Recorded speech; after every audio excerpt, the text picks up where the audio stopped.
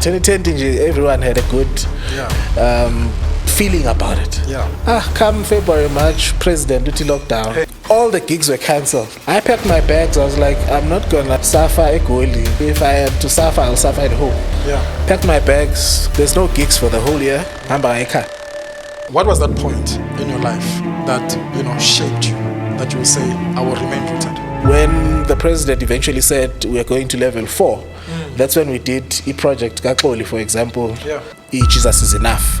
We were not supposed to do that, by the way. We were restricted. We did that. Exclusive invites. I got so many things that were like a pat on the back for me to say, yes, we will.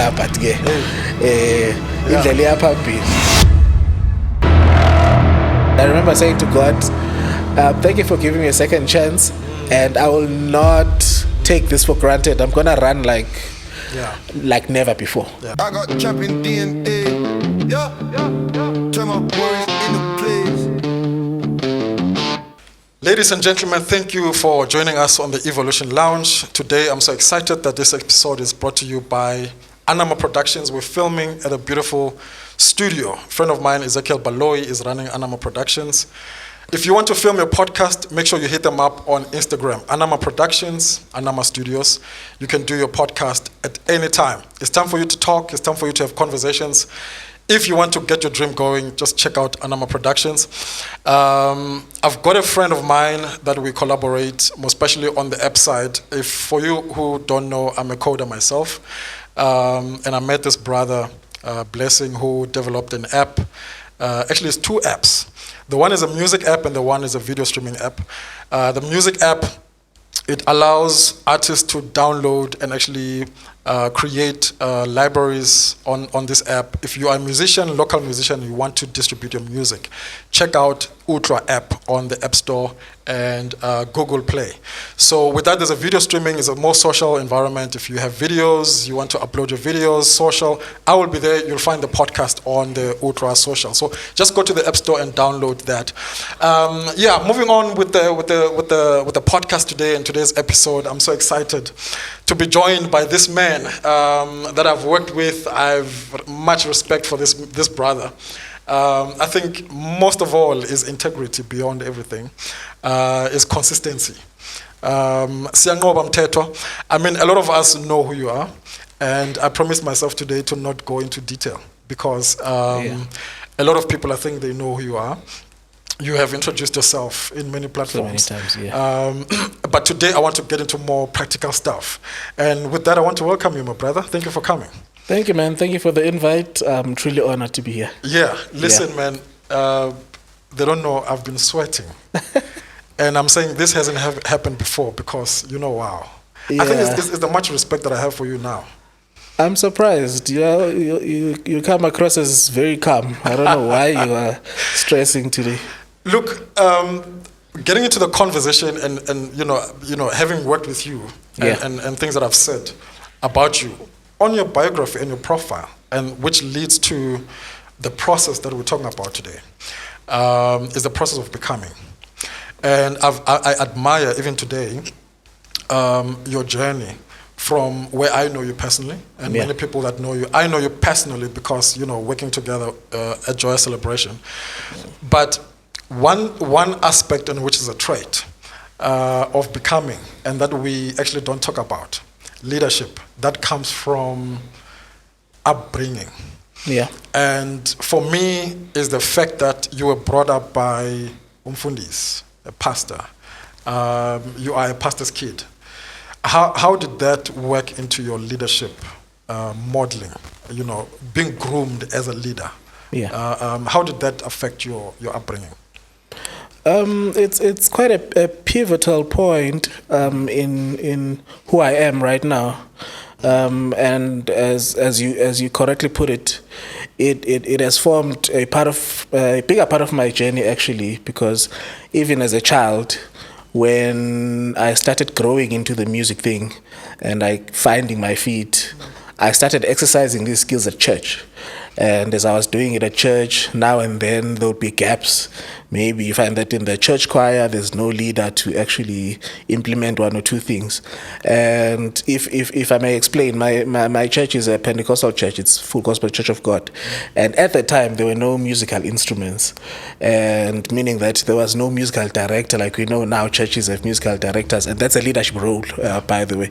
So I had to unconsciously build these roles within my church, and my dad would be like, okay, we need a choir in the church, you are a musician, make a plan, put together young people in the church, build something there. And I would do it, and I think me and you, we have the same character, calm, introverted in a way, but that was not a stumbling block to say you can't be a leader. I found myself in these leadership spaces from a young age, from my church, where my dad says, look, this coming Sunday we have a special Sunday, we need a choir, put something together. So I have to exercise a leadership role in the sense that I have to recruit people in the church that I think can sing, put together a choir, and we build a choir from there. So that's where actually I started in the leadership roles, even before I knew that I was actually doing these leadership roles, or even directing music, if I have to put a name to what I was doing back then, So from then, it just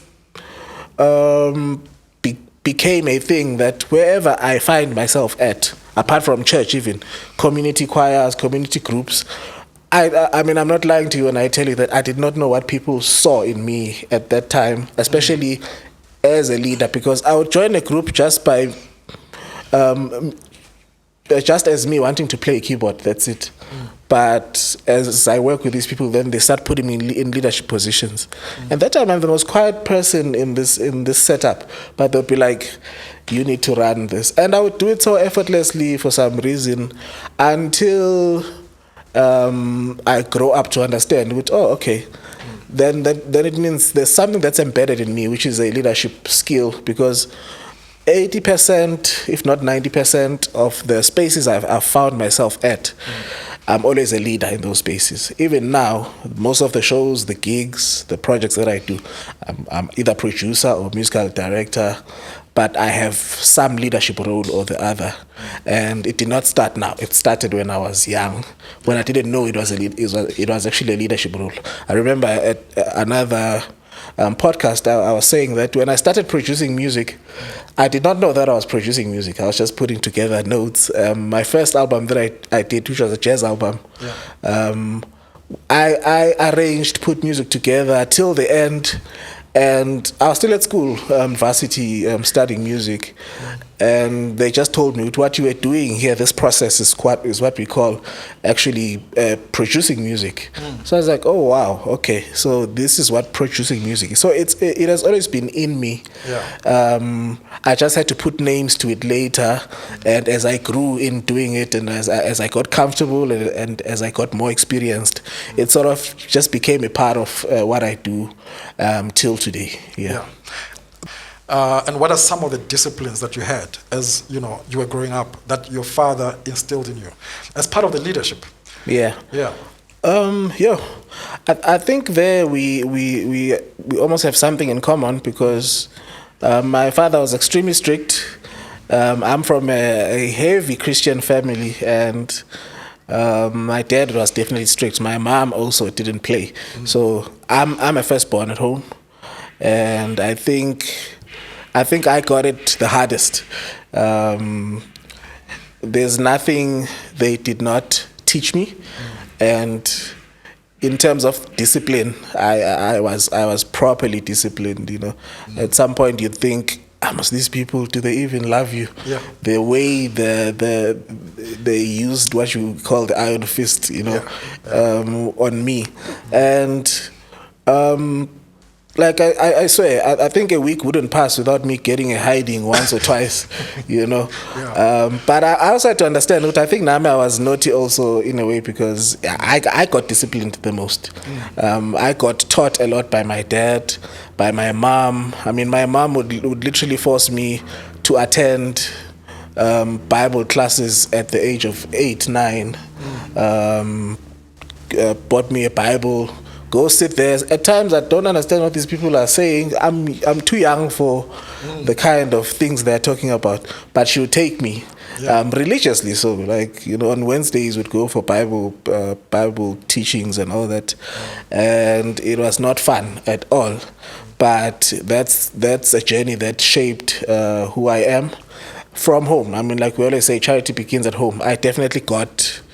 I got it all when it comes to the discipline, the teachings that shaped who I am now, and it's such a big thing when you grow up. You only appreciate all of this when you're old. When you're still young, it's just torture. I won't lie to you. I mean, they exercised what we call tough love. They love you, but they are very intense when it comes. And with us back then, you were disciplined at home, disciplined at school, disciplined by your neighbors. And you find, I don't know how they did it in our black communities, but they were speaking one language in terms of raising us in Christian values. Even in leadership values, So my dad was very, very hands-on. He was there, including my mom, in everything. I mean, I remember when I started growing up to be a teenager. That's when I actually started even to engage my parents, because back then when you're still a child, you're not even allowed to talk back. You don't talk back. Things like that. Then when I became a teenager, I realized that now they were allowing me to have some dialogue, but in a respectful manner. You can't just say whatever you want to say, less beating, but now let's talk. We talk. Even with my dad, which was the scariest thing for me, because dad was like a no-go. When dad has said this, that's it. So I got comfortable with speaking with my dad around matric when I was about to leave, to actually have a long conversation with my dad. It never happened, mainly because of I guess how things were done back then, that old school way of raising kids. I don't regret anything, and that's how they chose to raise us, and it worked. I think I'm a man of principles, morals. I have to process things before I do anything or before I take decisions, and it has kept me from a lot of danger out there. So definitely the discipline element was key. I think it probably formed a huge part of my upbringing. And I want to get to that, especially the processing part, because it's a big part of our conversation. But before we get that, you are requested, or you are commanded to take care of the church choir. At what age were you when that request was made? Probably 8, 9. I was in lower primary. I remember very well. So at the age of 9? Yes. I just... You had to put together a choir? Yes. Because at the time, remember, I started Sunday school at church. So when I was graduating from Sunday school to join the youth, my mom made me the Sunday school teacher. So I started by being a Sunday school teacher. Then, because there was no choir, back at home we would just gather, and anyone from the congregation would start a song. Then we sing. So I then introduced a thing where people would stand in front, like we call it a worship team now. People would stand in front and start songs for them. And it took a while for even abazalwane back then to understand what we were doing, because people would stand there in front, you start a song and umama would start another song, phezu kwakho, and because they're like, okay, why are you telling us what to do? I mean, what's happening? And later I said, we're just introducing something to bring some order in the church, because amasonto kamoya, it's as the Spirit leads, and we go.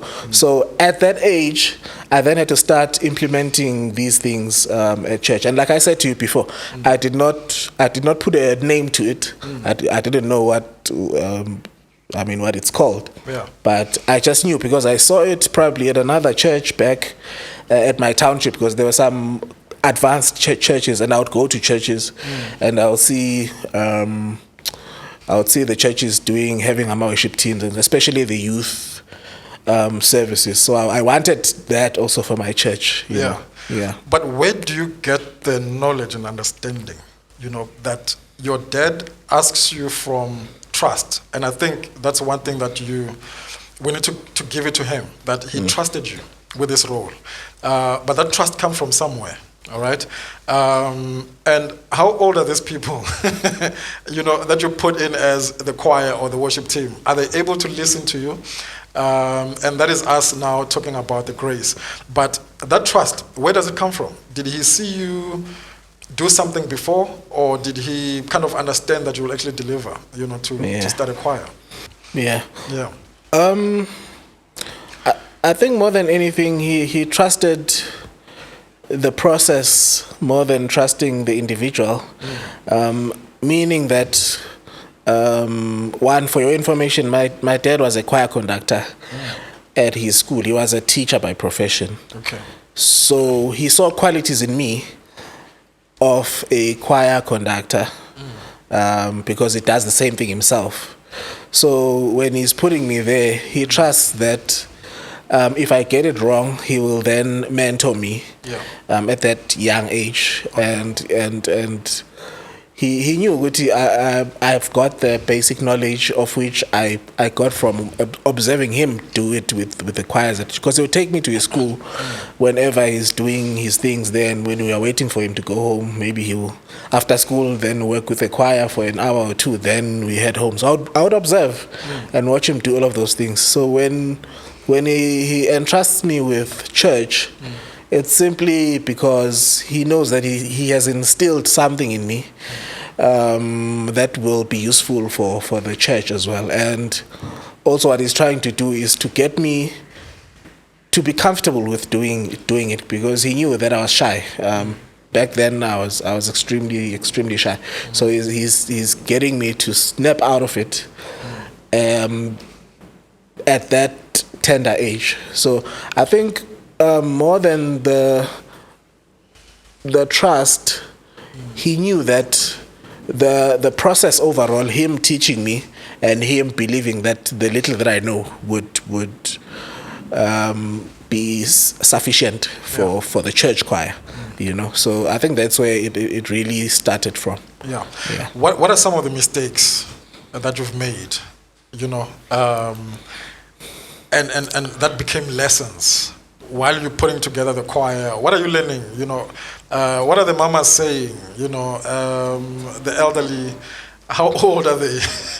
Are you able to tell them to come on time? Are you able to correct, their voices, the altos? And what is it like if you want to kind of build a picture for us? What is the first Sunday like? Second Sunday, the first month. What does it look like? Yeah. No, that was tough.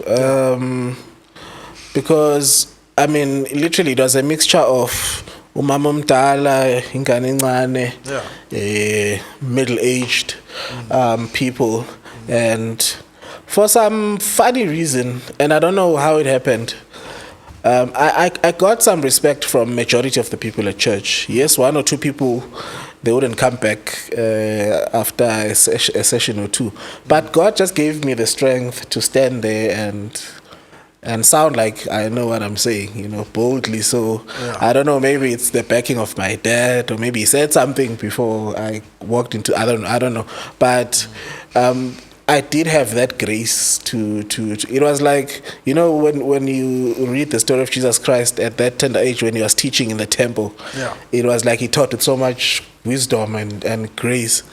I almost felt like there was a higher power at work, because I can't explain to you how I would stand in front of over 20 people and actually get just one song together at that tender age. But God gave me the grace, and at the same time, yes, there were mistakes. Then I remember I was given a brief to put together a worship segment. Okay. And I remember my worship segment was we were dancing the whole time, because it was a song I had from Church Celebration back then. And I was like, I love this song, let's do it. So after the service ended, my mom called me and she was like, okay, Next time when you do worship, think of songs that exalt God, Okay. that have nothing to do with you. Yeah. Because now you are taking us through a praise session more as opposed to a worship. So I was like, oh, okay. Yeah. Yeah. Well, so as I was doing what I was doing and the mistakes I was making, they made sure that they would call me and tell me, good, this. Let's try and fix that. Even in terms of song choice, because what I did back then, I would choose songs that I like. I listened to a lot of gospel gold back then. I loved jazz.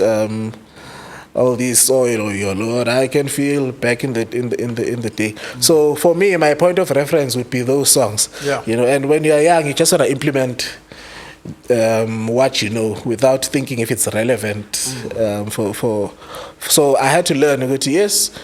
You might sound great, you might sound beautiful, but is it relevant for a specific section of the program or at that moment? Yeah. You understand? So I learned very important lessons at a young age, because now it's really working out even for my production work, because we find people who just want to be like a template kind of a producer. Yeah. Because this method worked for that artist, I'm going to use the same method for that artist. Yeah. And then you find that these artists are not the same.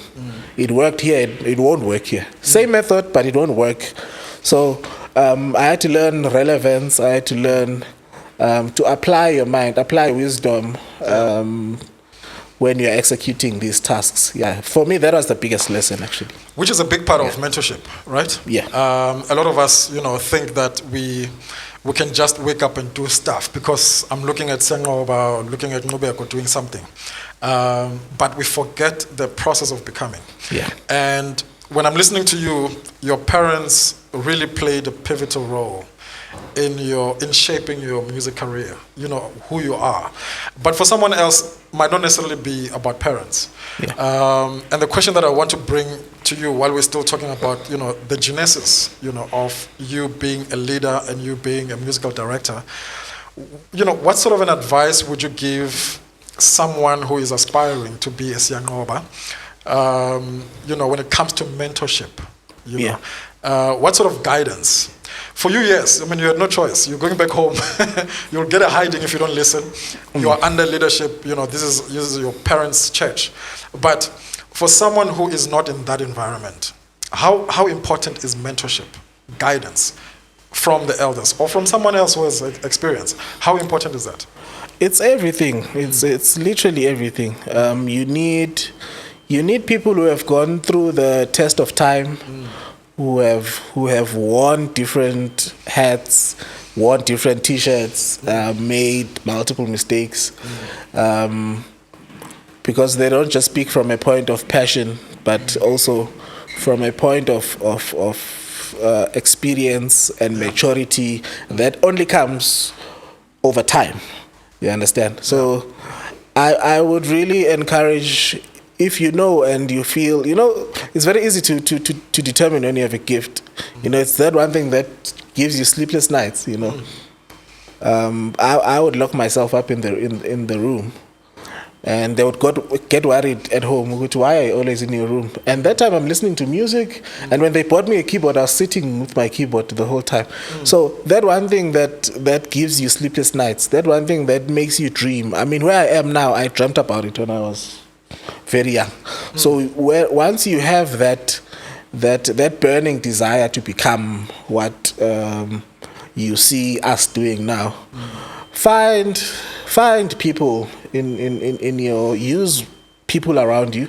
I mean, besides my parents, I also went to neighboring churches, because most of the churches back in Loksheni were more advanced than my church. I would go to, for example, Abonqubeko Mbata went to Assemblies of God in the same township. Okay. And they were more advanced. They had keyboards.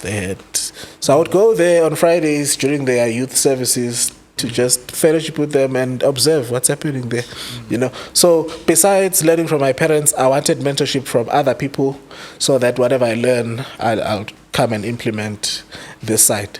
So it's mentorship is everything. It's actually how you cement your foundations and your pillars so that one, you avoid some of the mistakes that they did, you become wiser, and you save yourself a lot of time while you build. Yes, you'll make your own mistakes, but you would have avoided some unnecessary mistakes as well. So mentorship, without it, I think you are just prolonging your journey unnecessarily. But if you take time and sit and listen and absorb, ask questions, go through the process of being told, even if you don't like what they are saying to you, listen, remain humble, remain teachable. There's a lot that you'll grasp, and it will make you far more successful earlier than some of us. I mean, I started learning even music theory after matric, but I'm just making an example. If you come to me now and you want to know music theory at the age of 15, then you would know what I knew later. You would know it at that age. You understand? Yeah. So someone was saying to me, the people that are looking up to us now, for them, that's their starting point. Yeah. For them, that's their starting point. So it's important to know that mentorship puts you a step ahead. So whenever you are allowed to be teachable, you are literally adding more speed to your growth, to your maturity, and your journey becomes much faster. You achieve a lot, know, and that's the whole point of this thing. That those who are ahead of you, they get the experience, they get the information, and you take it, you run even further. Also, with you, the people that are going to come after you, it's the same process. And I want to get to that later on, because I think it's a very, very important part. Yeah. But I want to close off this part that your parents played in your life, because it's a big part of the process of becoming. What are some of the lessons, maybe one or two lessons, that they gave you, that you are carrying throughout this journey, right up until today?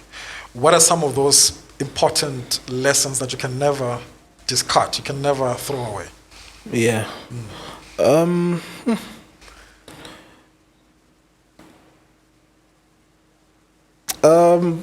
I would say, besides my parents, I was extremely lucky, because also my grandparents played such a huge role. They only passed recently. May their souls rest in peace. Like, for example, umkhulu wami would also say, there's a scripture that speaks about uJesu that says, wakhula umntwana waba namandla ngokomoya, full of wisdom, ecela ukuhlakanipha. Then it says umusa kaNkulunkulu wawuphezu kwakhe. Umkhulu would always say, as you grow up, God gives you natural gifts, wisdom, strength, but the most pivotal thing is there at the end when the Bible says musa kaNkulunkulu wawuphezu kwakhe. So always know that when you rely on God, when you trust in God, there's things that will happen in your life that are only because of God's grace over your life. Yeah. So they got us acquainted with Jesus Christ at a very young age. They say if you want to navigate your course in this life, take Jesus Christ as your Lord and Savior and run with Him and see what He will do for you. So at a very young age, I accepted Christ as my Lord and Savior, got baptized in the church, and I saw God just adding, so many things in my life that I wouldn't have even thought of myself. About things that come with His grace, Bible says not by power or by might, but by His Spirit. There's things that only God does for you. Yes, there's other things you can do for yourself, but there's things that I've never even asked for that I can mention, but God has done them for me. So that's the one thing that they instilled in us that till today, I don't know where I'd be if it wasn't for the gospel, for them introducing Christ in my life. Then I remember my dad then saying to me, remember that you cannot please everyone. And he said that because he saw that I was someone on at least well ekhaya ke siyabantu who are calm people who are good-hearted and all of that. So he was saying, because he was born as I want to please my friends and do one or two things, and he was actually upset that day, but he decided to sit me down and teach me and say, you can never please everyone. So stay true to your cause at all times. It might make someone upset, but as long as you stay true to your cause and the vision that is in your life, then you won't be sidetracked no matter what. Because other people will come into your life as you grow, because they see the grace over your life. Then they want to benefit from what they see. But if you're not grounded, then you find yourself maybe accepting even deals that you're not supposed to be accepting, to a point where you don't even finish school, and your life becomes a mess, you know. So my dad was very strict with me when he was teaching me, because I remember at some point, in fact, what had happened when he was saying this to me, there was a lady that we were playing with at Lokshin. She was doing a recording on that night, and on that week for me it was exam week esikoleni. So uyafika lo sisi bazocela ekhaya ukuthi siyacela azosidlalela in. I could hear my dad from the bedroom ethi nje, no, he's not going anywhere. Right now it's his exam term. If you guys take him to go rehearse and do these things, he won't focus on his schoolwork. But so when they left, I actually thought because my dad was extremely strict. And under normal circumstances, yes, he was gonna beat me up. So Wangbiza sat me down. He was like, Lalela boy, you can never please everyone. I know you are celebrated, and people love what you do, but take this from me. Your journey, your vision comes first. These people want to benefit from your gift. They don't care about your education. They don't care about your vision and where you are going with your personal life. So always remain grounded, remain focused. Know that there's so many people that are going to come to try and share in your light. Some are vultures, some are destiny helpers. They'll want to propel you to shine even more. So know how to discern, you know. That is a great lesson. And I'm saying this is a great lesson because I want to share the story with you, because I wish I had someone at that age very close to me to say those things, because I learned those things later. And later, I literally mean recently. And you know, as you know, in the environment that we work in, there's Tembandala, you know, great visuals, he's proper. And I found myself, because, you know, people praise you. People, you know, they love what you do. They love your gift. And you kind of wonder, why do you have so many people around you? You know? And you confuse phone calls, you confuse invitations to love and to friendships. And I think, for me, I found myself having to give off my time to people. You call it, there's vouchers, there is, you know, sharks. There's people who just want to, I think, take advantage of you. I got those lessons later, and which I mean, unfortunately, it's a hard lesson, because you learn that actually I don't have a lot of people around me, because when you're going through the most, when you're going through a lot, then you start to realize that actually there's no one. But everyone that was in your life was coming to take. That I learned later. But the question I want to get to you is, to save someone like me at a very elderly age to get those lessons, you know, where should people look, and where should people get these lessons that you got from your parents? Your parents, I think, defended you so much. But for some of us who don't have that privilege, where do we get that, you know, defense? Where do we get that knowledge and the wisdom to say, don't fall apart, don't go towards this direction? Yes, there's mentorship, but where do we source? Where do we search? Great question. I think one, I want to make a statement that, gift alone, without knowledge, is not sustainable. It won't get you anywhere. It might benefit someone along the way, but at the end of the day, in fact, it will benefit others more than it benefits you. So your gift, you have to sort of give it time to mature. And I always say this to musicians because you realize, I can sing and people go crazy. Then you want to release albums and so on. There's process that you need to follow, Fill your own cup properly before you can be of great value to others. It's very important. So as much as, and you're right, especially in our setups, in our communities, there's not a lot of people that can mentor you and help you in getting to your right destination. Also, I would say to all the people, maybe list 2 or 3 or even 4 people that you look up to, and try and get access to such people. I knew them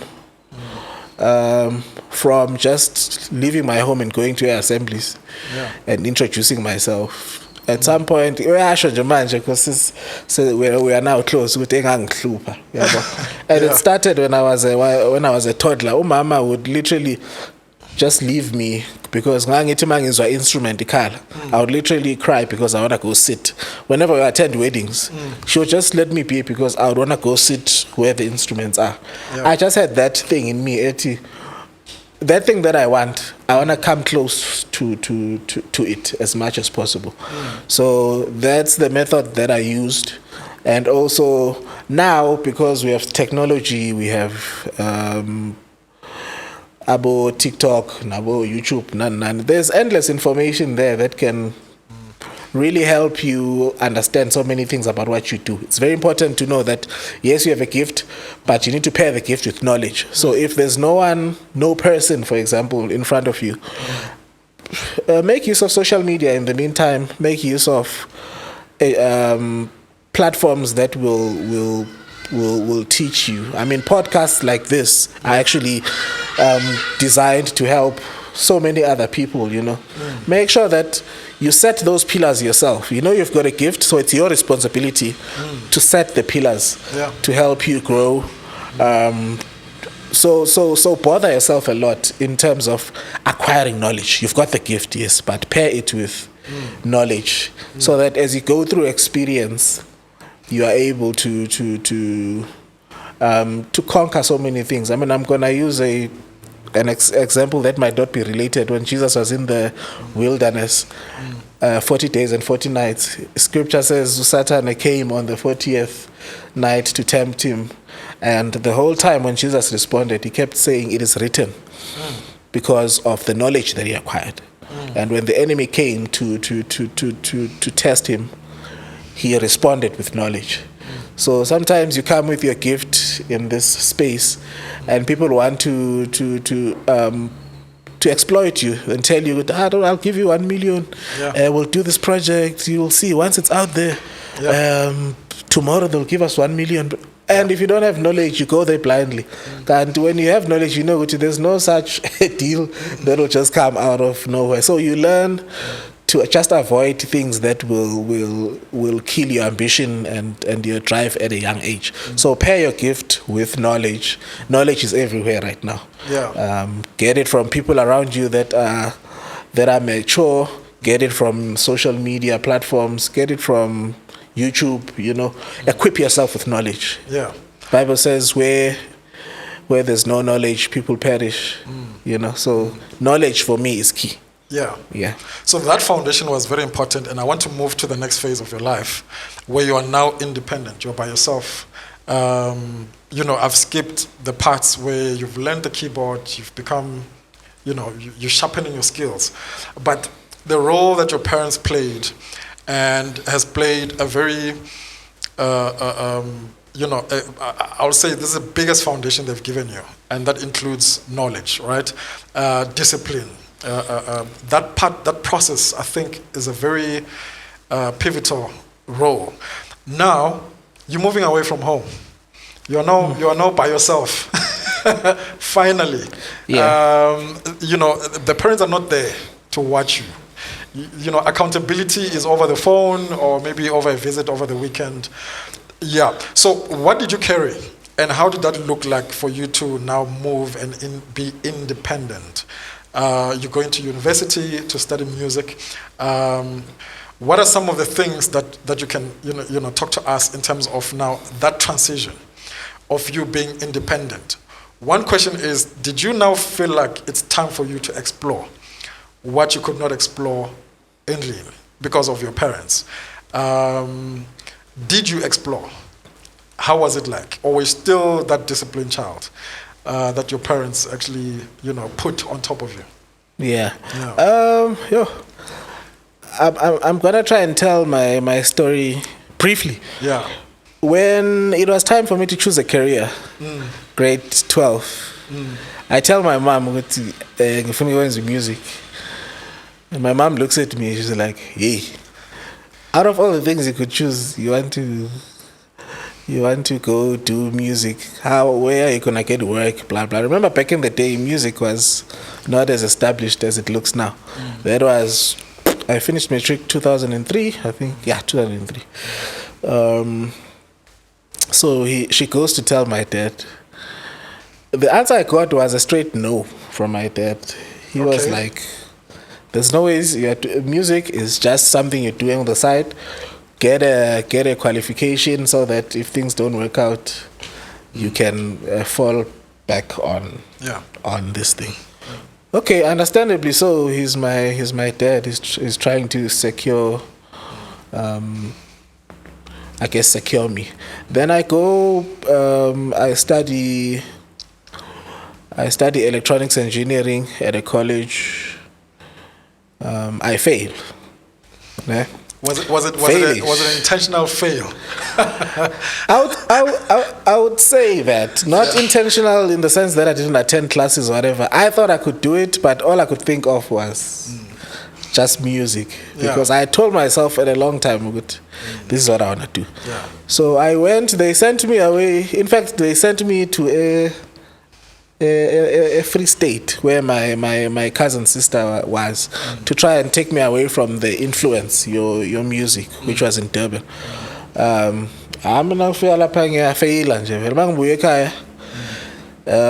My dad fights with me a lot. When you don't wanna apply your mind. So I'm like, I remember having a conversation with him to say, but everything I know, I learned from you, and to tell you the truth, I don't mind studying other things, but I want to start here. I want to start by learning. I wanted to, and I did not say to him, I want to go do music. I said I wanted to go study music, because those are the principles that we were taught at home. After matric, you must study, get a qualification, then you can do whatever you want to do. So I was following suit. You understand? So that was my bargaining tool. I remember when I came back from a free state this one time. So my dad was like, you are just lazy. You don't want to study. You don't want to do anything. And I've had it. So if you don't want to study anything, you'll sit here at home. So I was like, because also I was not planning to do any other thing. So I think they had a conversation with my mom, and later in the day my dad calls me. He says, okay, fine, because you don't want to do any other thing. Go and do what you want to do. Go do music. But this is the condition. You'd better be the best at what you do. I'm not expecting you to be average or whatever. That is the condition. So I was like, thanks, Dad. That's all I needed from you. Yeah. The same. It was around February at the time. I go, and I'll always thank my mom for this. Already, my mom had spoken to some lecturers, UKZN. Okay. So they were waiting for me to come do the audition. Okay. I do my audition. I was immediately put at Lasini with the top groups in the class because of how I played. I passed my course in record time, 4 years straight, and bengifunda ngama-bursary Okay. because I was just excelling the whole time till I graduated. When I came home, they did a whole thing for me. They're like, no, we can't take you away from this thing, and we see what God is doing in your life, and we fully support you, and blah blah blah. So that's how my transition was from home. So I guess it was not me achieving freedom when I left home. I still had to work to prove ukuthi this music thing is gonna sustain me beyond me saying because they could easily allow me to do whatever because bangadile at home. Now abasek, so they were scared. But when I studied 4 years straight, passed without them there, it gave them the confidence to say all right, lo muntu lo. You know? All right. So one, I had to prove to them ukuthi whatever they taught me from a young age till now, I'm exercising those qualities to stand as a man. And they've given me a whole package, man. It's not just the gift alone, but they've given me tools to live. You understand? Tools to live and to stand in this industry that people say it's ruthless, and so on. And they're right. There's so many things. I mean, Obaba would name back then. Omahlatini had just died poor, and you know the news would always tell us in that time you are so popular.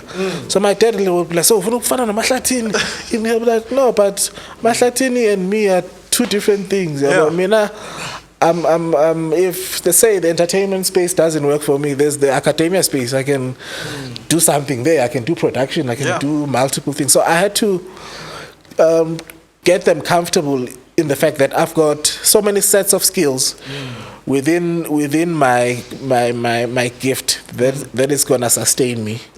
Till today. I mean, now I'm able to take care of them. I'm able to do so many things. I've got my own family now. I also take care of my family. You know? The discipline, because I mean, and I want to talk about privilege. You are at university. At university, there are friends. You know, there are girlfriends. They are lecturers. You know, good friends, bad friends. You know, what kind of a student were you? What, if you can give us a picture of Siyanqoba at school, outside of music or within the music, on the weekend, day to day. You know, were you really focused, or did you have this, in and out of friendships? Dating. What was it like? You could call me a nerd. I was a bookworm. I loved what I don't know if you could call me a piano worm or what, but I loved the instrument. I didn't have too much of a life outside of school when I was at varsity. I mean, I would spend my evenings at school practicing the piano, checking schoolwork. I had friends from a class in. Some of them, them. We're in the industry together. Now and then, whenever they want to just go and watch movies and whatever, I would go with them. Sometimes I'd be like, I actually wanna go check some schoolwork, so I can't join you guys. I was not one that was influenced by peer pressure or anything. I was just my own person. I was quite boring to be around, to tell you the truth. Dating, I tried. It never worked out in university for me. But I did attempt. I won't lie. I did attempt, but for me, varsity was just varsity.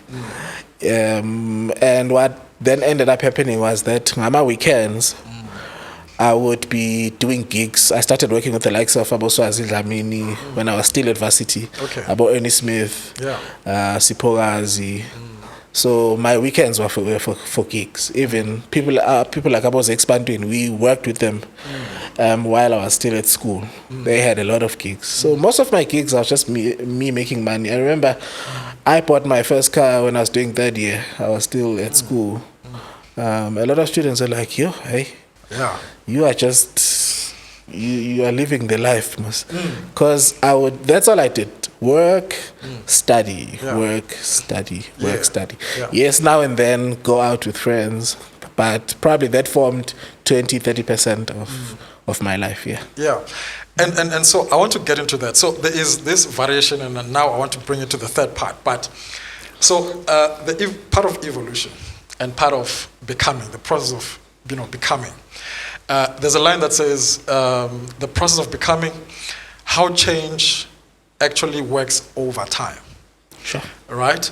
And it says, so there's one, so it's 5 characteristics of becoming. And now, so no 2 individuals are exactly the same. Everyone starts with different strengths, limitations, backgrounds, and gifts. And evolution doesn't demand sameness. It depends on difference.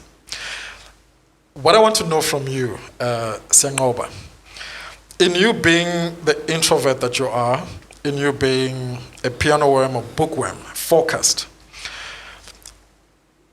do you use that as an escape for a lot of challenges? Would you find yourself not even confrontational? You wouldn't confront a situation, or you wouldn't deal with a specific problem. You would rather run to the music or run to this specific thing. How do you kind of deal with certain situations that you either look at music or the piano or your gift, or would you then confront the situation? Looking at you from your upbringing to right where you are, and how do you then adapt in those different situations? So basically the question is your passion for music. How do you detach to say, this might be my escape from different things, and also maybe let me put this aside and let me deal with the situation? How do you manage the two? Yeah, definitely. I mean, what you're saying is true. Yeah. For me, focusing on the music, I was happier there, man. Yeah. I was at my element, and anything that makes me uncomfortable, I would run from. It was. I mean, I didn't have to think about it. Sit me behind the piano. That's it. Yeah. That's my life. And in my head, I've created this world. This is me. Until death, literally. And I mean, topics like me becoming a pastor at some point started when I was still young, but Okay. I mean, at that time I was like, it will never happen. I don't see myself standing in front of multitudes and preaching. It's just not me. It's not gonna happen. Put me behind the piano. That's me. Yeah. So you're definitely right when you say it was also an escape, and a very amazing escape. I did amazing things there. You know, but as you grow, life then sort of shows you that you have other gifts apart from this one gift that you have. And also as you grow up and understand that this thing is not just a gift, a talent only, but it's a sense of purpose. Yeah. And within your gift, you still have to talk to people to encourage them, Now I'm at a space where I need to workshop people. I need to actually open my mouth and speak to people, what I was running away from the whole time. But because now I understand, the gift that I have is not just talent, it's not just passion, but it's sense of purpose. Yeah. Meaning that it's not just for me alone.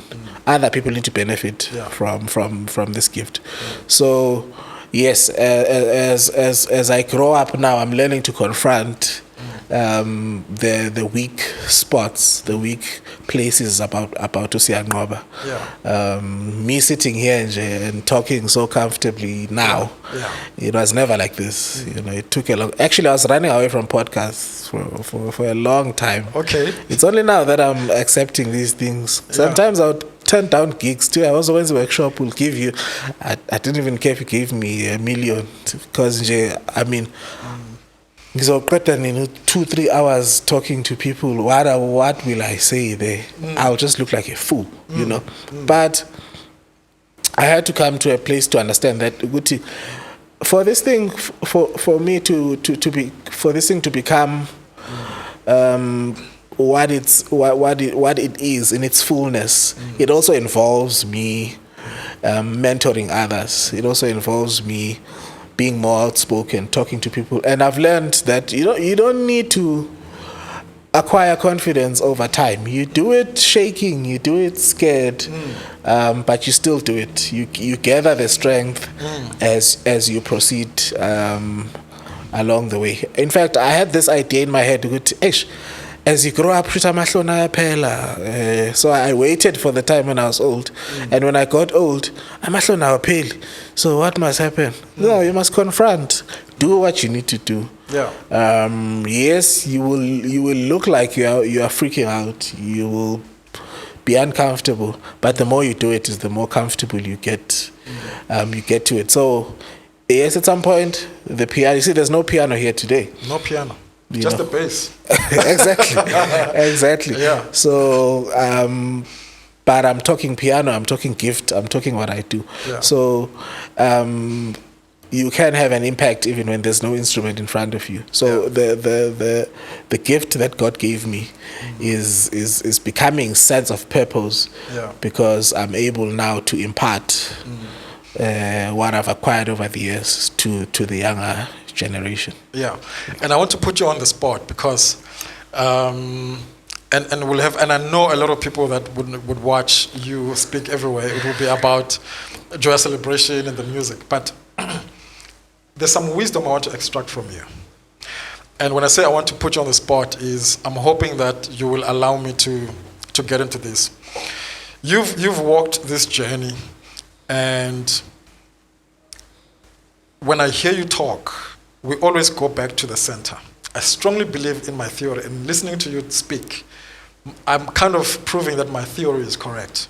Okay. That we always return to the source, to the center.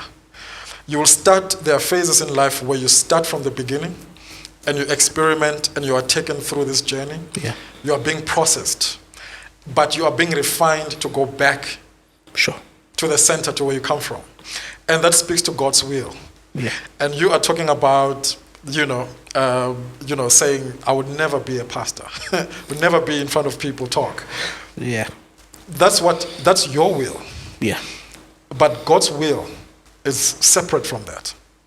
As much as God gives you your heart's desires, and there are things that you want for yourself, and you look at your goals. But what is God's will in your understanding, looking at your life, where you started throughout this journey being shaped, being processed, being, molded, and now it's almost like you're going back home. You're going back to where you come from. You're going back to the center and the source. And sometimes God's will is not favorable. Yeah. Sometimes God's will seems like God is punishing us. Sometimes God's will, it's almost like it's leading us to destruction. And that is why our relationship with God sometimes is almost like a fearful relationship. Because a lot of us don't believe that God wants to lead us to the light. We believe that God is just always there to punish us. But eventually, you'll go back to the center. Yeah.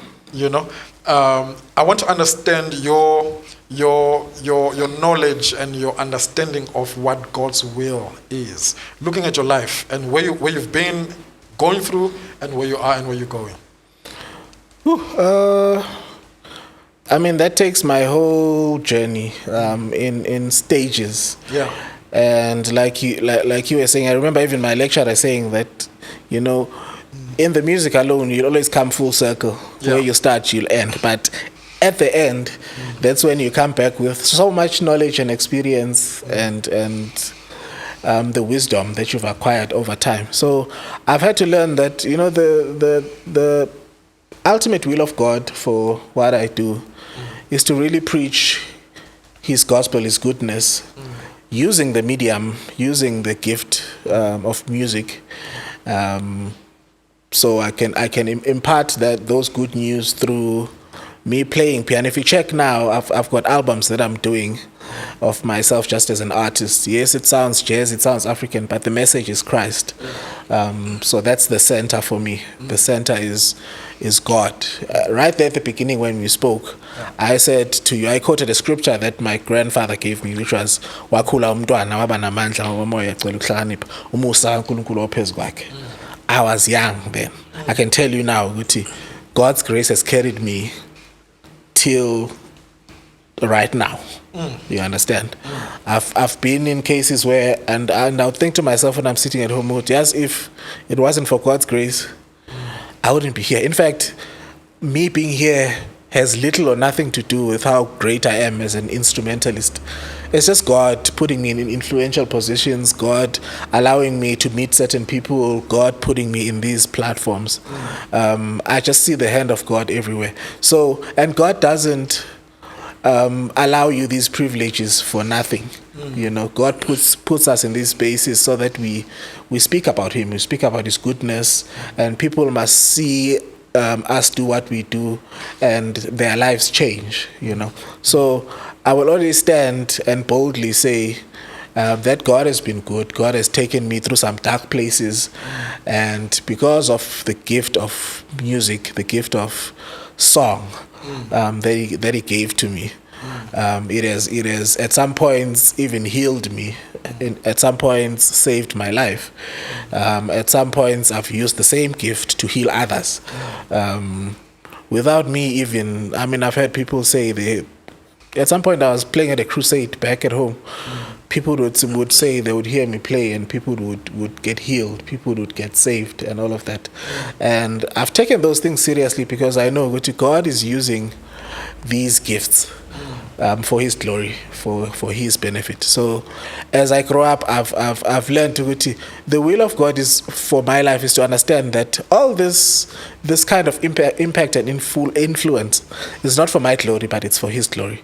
And now He wants me to preach of His goodness. Imagine the journey I've traveled. Now I come back to this place, and I'm gonna be preaching the good news to people. There's so much I can share. You know, there's a lot, and God has equipped me with all these skills for me to run with His gospel. So, really, for me, if there's nothing you took out of what I said, just take this one thing, that the will of God for my life has always been to preach His good news using the gift that He gave me. Yeah. What was that one moment in your life that shaped you, that made you look at things differently? You know, that point that you say, here is pressure, you know, here is a struggle. But that tested your faith, that tested your wisdom, you know, because you could either fall or rise. Yeah. And you spoke about knowledge earlier, to say that you can do things in life, but if you don't have knowledge, you perish. Yeah.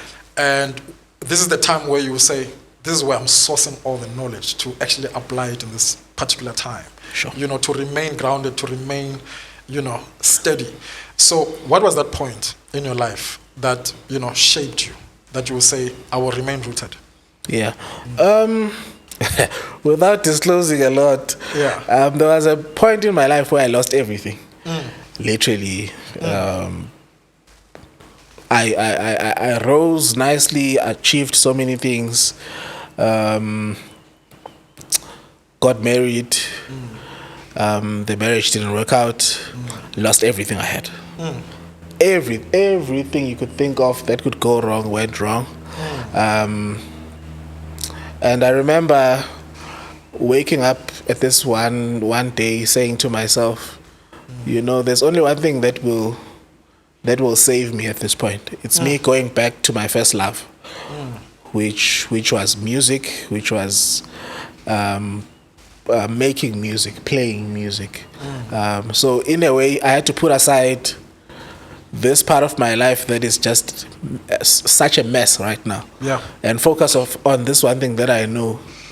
When I'm in this element, there's nothing I can't do, you know, in this space. So I produced so many projects. In fact, that time got awards for those projects. And a lot of people didn't know, or they knew, because at some point that incident was public news. Yeah. But I think a lot of people were wondering, how am I so productive when I'm going through such? Because I decided actually to close that site for a bit and just do what I know how to do best. And over time, it saved my life. It healed me. Then when I said to myself, okay, I've sort of come back, and it felt like God was giving me also a second chance at rebuilding my life. Financially, emotionally. I started feeling better over time. It started getting better. Then I was able then to open that door again to say, so how do we start fixing this mess that I've been ignoring for a while? So that point, it was make or break for me, because I could just say, after I've worked so hard, how could God allow things to fall apart in this way? And for me to become a laughing stock during that time. But I had to know, Guti, the same way you fall is the same way you'll rise up. And it all forms part of your journey. The people that watch you, there's people that are watching, that are cheering for you, that are saying, no, you'll get up, you'll be fine. Others, yes, well, people who don't like you are like, yeah, well, I mean, there's different sets of people who watch you. But I had to stand and say to myself, for the sake of myself and whoever that believes in me, I'm gonna stand and I'm gonna fight. Like I say to you, I mean, the period 2018, 2019, all the way to 2020, I was the most productive in my career, more than any other year. You understand? During COVID, I made a lot of money, funny enough. I started an online platform, 2019 April, where I was teaching piano. I didn't know there was going to be COVID. Remember when the year started, 2020, we got so many dates getting our music, good 2020, everyone had a good feeling about it. Come February, March, President duty lockdown. All the gigs were cancelled. And actually for a month or so. You know? Everything was cancelled. I packed my bags. I was like, I'm not gonna suffer equally. If I am to suffer, I'll suffer at home. Packed my bags. There's no gigs for the whole year. And funny enough, when I was home, my online program is the one that brought me so much money, you won't believe. People were subscribing to the site, learning piano as they're sitting at home doing nothing. I was doing classes virtually. I actually, when the president eventually said we're going to level 4, that's when we did a project, Kakoli, for example. Jesus is Enough. We did that project, Untitled Basement. We were not supposed to do that, by the way. We were restricted. We did that, exclusive invites, and that project actually became one of the best projects that we have now in South Africa. My online project did extremely well. I built my studio, because then I was called, a lot of companies were like, no, but yes, it's locked down, but you cannot just sit and not work. So a lot of people did projects in-house. I remember buying some microphones. I started doing production in my house, in my bedroom. I had to turn the one bedroom into a small studio. I did a project like the likes of Usnezi. When she finished Idols, they wanted her to record a gospel album. We did that album in Linyami, the whole project. We did a Koli and a couple of others. I remember, I think we did Gospel Goes Classical 2019. I won Best Producer for that at the Crown Gospel Awards. I got so many things that were like a pat on the back for me to say, yes, we but you know. And I remember saying to God, thank you for giving me a second chance, and I will not take this for granted. I'm gonna run like never before. So that point was make or break for me, but it was also necessary for me to run even faster than I did before.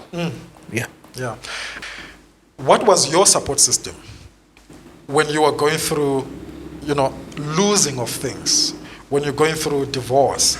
It's one of the most terrible times, most especially as a Christian, because you're saying to God, but I'm doing the right thing here. Yeah. This according to your word, this is what I'm supposed to do. Sure. But why is it that this happens to me, your child? I've been faithful, since I was a baby, throughout university, and getting to do this right thing, but now it all crumbles. Yeah. You know what I mean? And now you're a laughing stock. People are talking about you. It's public. Whereas for us, you make mistakes. You make mistakes in the public. Yeah. There is no room for you to kind of like have that silent moment, that quietness, and deal with this thing and come up when you're ready. It's live. Yeah. It's happening live. So what support system did you have? And if you were to talk to someone now who's going through the same thing, what would you encourage that person? And what would you say when it comes to the support system during that time? Yeah, no, support system is everything. Till this day, I still say, I bless God for the kind of parents He gave me, because I was also wondering how they would accept everything that's happening, because a thing like divorce affects families. It's not just you. And like I said to you, my dad is a pastor, so I'm thinking of his reputation as well and all of that. But I remember when I told them of what is happening, he decided to be a father at that time, and that's what I needed. I didn't need Pastor Mthethwa. I needed my father at that time. He undertook that role. My mom as well. They became my parents fully. Sure. They would come to Joburg to come stay with me for some days, pray with me. My dad went all out during that period. So they were really a present support system for me. A couple of friends as well were there for me, and loudly so. Yeah. And because the problem is that the people that are bashing you at that time, they are the loudest. Their voices are just in your face. They'll be like,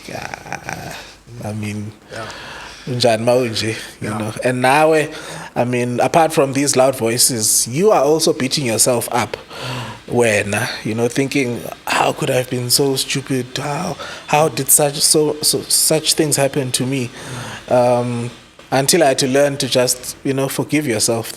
Life happens. You're not the first one to go through such. Life happens. And to whoever that is going through these things, I can tell you now, it's always light. Kukhanya, mhlawumbe isingisi lesi singibhedisa. Kuyakhanya ngale emva kwe-tunnel. There's always light at the end of the tunnel. And I can tell you now, my life is way better than what it was before this happened. Yeah. So do not give up. Find, and then you see what you did with writing people down. It's very important to know who is for you and who's against you. That it opens your eyes. Even people that you thought were your friends, you get the shock of your life when life happens. So. You learn God. It's almost like God is saying, this person from today must not be in your space. These are your people. And you learn as you grow up. Actually, you don't need 10 friends. You need 2 or 3 friends who are going to be your pillars, who are going to stand with you and pray with you. So I learned so many pivotal lessons in my journey, and who to trust, who not to trust. I'm much wiser than what I was before. And we go through things, and it's not entirely to say Nati, we did not play a part in what happened. We also take responsibility for our own part in things falling apart. And then you learn to eventually forgive yourself. You're human now. You make mistakes. And as soon as you forgive yourself, then you get the right kind of help that will help you to just become better as life goes on. Moving towards the last point, and that point that you've raised now, I think is a very important. That's what also, I think worked for me. It's introspection. How important is it to acknowledge your own mistakes, to say, I created these enemies. Yeah. These enemies did not wake up one day and just hate me, but this is me. I'll give you, I mean, with me, to be honest about it. There's some things that I know I did, Sure. that I was wrong, right? And I looked at the situation as like, this particular person is not disappointed because they just hate me. That comes from me, and I need to work on me. So I understand their reaction towards, Sure. timber, right? And that's okay. But what also taught me is how I then need to react to their reaction, right? Because, like I'm saying, with these two sets of people, the one group of people will say, we know you. We know why you made the mistake. Or they would ask you, this is not you. Yeah. What's going on in your life, right? But accountability starts to help you develop yourself, start to make you become aware, a self-awareness. Sure. That improves you to the next group of people that you'll meet in life. Yeah. That improves you to your children.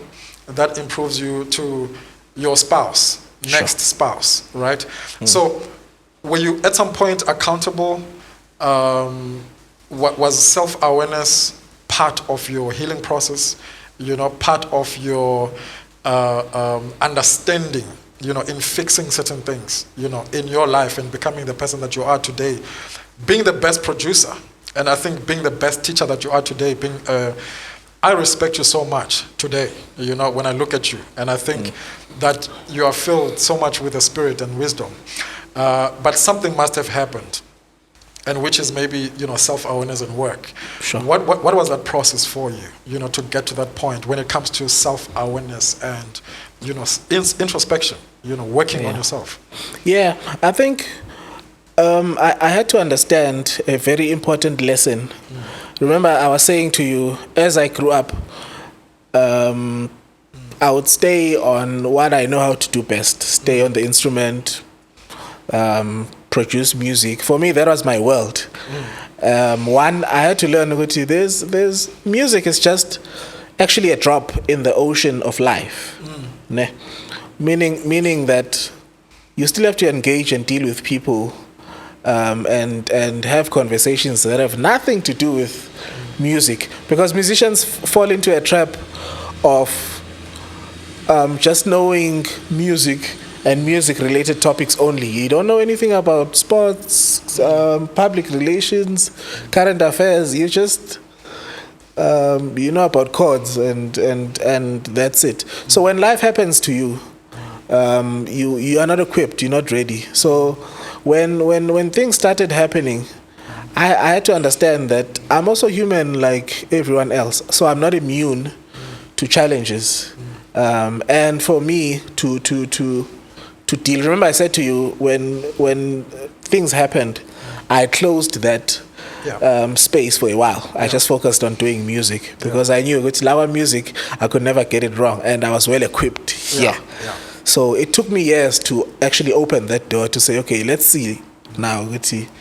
Because I didn't know the first thing about healing from such a thing. So I mean, you are talking about accountability now. For me, that's everything. During the course of your life, be accountable to someone, and being accountable means acknowledging that you are not perfect. You are human. Stop playing victim for things that happen in your life. Take responsibility for your shortfalls. Admit when you are wrong. Self-correct as much as possible. You can never do that process for someone else. You can do it for yourself. So as much as I can focus on what happened on the other side, it doesn't help me. But what will help me is looking into myself and saying, but la now petile, how do you make sure this doesn't happen again? Be accountable to someone, be honest with someone, get counseling. Counseling is important. I mean, black people hate counseling. Counseling is extremely important. Go there and be honest, be vulnerable, talk to someone, become better. Every day is a quest to become a better person. Yeah. So now I mean I can safely say I'm almost there at becoming an all-round of a person. I can engage with people who are not musicians and actually be relevant there. Because before I would just be out of place because I don't know anything about life. Yeah. But put me in a group of musicians, then there's nothing I don't know. Yeah. So as you grow up, life teaches you. What you do is just a drop. Yeah.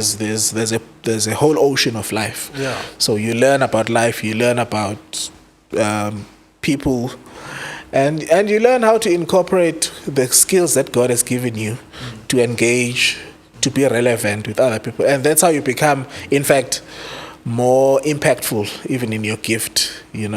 So yeah. So to close this off, what should people know about you now?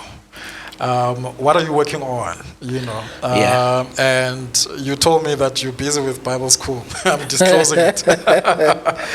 And I know you've got an album you've released lately. Yeah. Or recently. What should people expect? About you. In the coming days, the coming years. Sure. What are you on about right now? This year I'm releasing an EP soon. Probably in the month of April, May. It'll be coming out in July. I'm taking my tour to Swaziland. Okay. So people should look out for those types of information on my socials. And I'm definitely, like you have disclosed, I'm currently studying theology with the intention of becoming a pastor. Yeah. So that's what's happening now in my space. I'm still producing music. I'm working with a couple of artists even this year, but more about me is what I've just mentioned. Yeah. Okay. Well, you've heard it from Siyanqoba Mthethwa. That is the process of becoming. So everything that you need to know about becoming a music director, it just doesn't happen overnight. It happened over years. It's mentorship involved, it's leadership involved. I think it's also a teachable spirit. Yes, sir. That's a big deal. Yeah. You cannot be a leader, you cannot be a music director if you are not teachable. Because a lot of our musicians think they can just walk on stage, but you cannot tell them anything. Yeah. They don't hear it from their leaders, they don't hear it from even their fellow musicians. They are not able to do that. So being teachable is one of the key ingredients to becoming a music director. And if you want to be like Siyanqoba, follow Siyanqoba. I know his Instagram is Siyanqoba1, but you can Yes, just sir. check that, Google him, and you'll find him on many other social media platforms. This desk is brought to you by Tranquil Furnitures. I love it, the Evolution Lounge, and we're happy at Anama Studios. Thank you so much, Siyanqoba. I really appreciate you. Yeah, no problem. It was great spending time with you. Thank you for having me, man. Yeah, Thank you we've so learned much. a lot. Yeah. Thank you. And that's a wrap. I got champion DNA. Yeah. Turn my worries